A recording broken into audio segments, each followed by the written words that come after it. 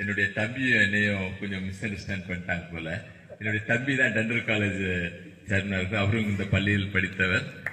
நான் இந்த பள்ளியில் 11, 12 2 வருடங்கள் என்னுடைய படிப்பை நான் 1989 இந்த பள்ளியில் இருந்தேன்.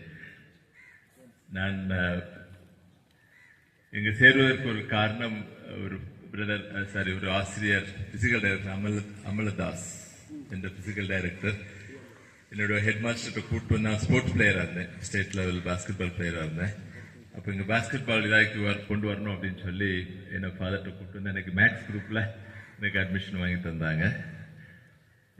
அன்னைக்கு அதுக்கு பிறகு நான் இன்னைக்கு தான் அந்த கேம்பஸ்குள்ளே வர்றேன் படித்து முடித்த பிறகு. உண்மையாகவே பல முறை எனக்கு அழைப்புதல்கள் வந்தது, ஆனால் அதற்கான ஒரு வாய்ப்புகள் சரியாக எனக்கு அமைந்து வரவில்லை. உண்மையாகவே இன்று இறைவன் இந்த நாளை கொடுத்தமைக்கு நன்றி கூறி, என்னுடைய வாழ்க்கையில் இன்று ஒரு பல்கலைக்கழகத்தை அமைப்பதற்கும் அதனை திறம்பட நடத்துவதற்கும் இந்த கார்மல் பள்ளியும் ஒரு அங்கமாக இருந்தது என்பதில் ஒரு சந்தேகம் கூட இல்லை. என்னுடைய 2 வருடத்திலே ஆசிரியர்கள் மெலோடியஸ், அவர்களெல்லாம் மறக்க முடியாது. பேர்கள்லாம் இப்போ எல்லா பேரும் ஞாபகம் வந்துச்சு. இங்கே வந்தப்போ எனக்கு பேர்கள் ஞாபகம் வரமாட்டேங்க.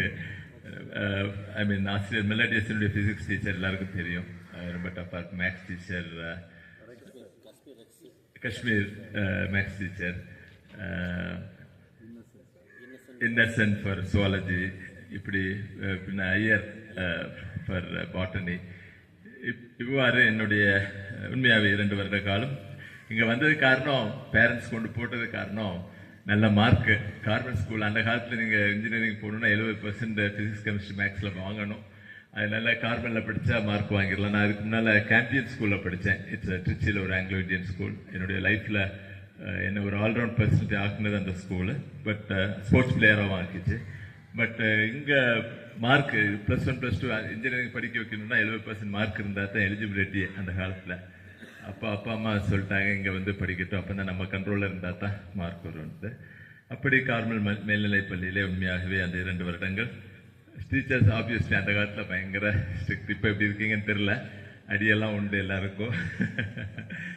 இன்று எங்களுடைய நிர்வாகத்திலே அரௌண்ட் 10,000 மாணவர்கள் படித்துக் கொண்டிருக்கிறார்கள். அதில் குறிப்பாக என்ன சொல்ல வேண்டும் என்றால், எல்கேஜியிலிருந்து ப்ரீகேஜிலிருந்து என்னோட பிஎஸ்சி மாணவர்கள் முதல் என் முன்னால் வந்து நின்னாலும் பார்த்தாலும் நான் படித்த பள்ளியிலே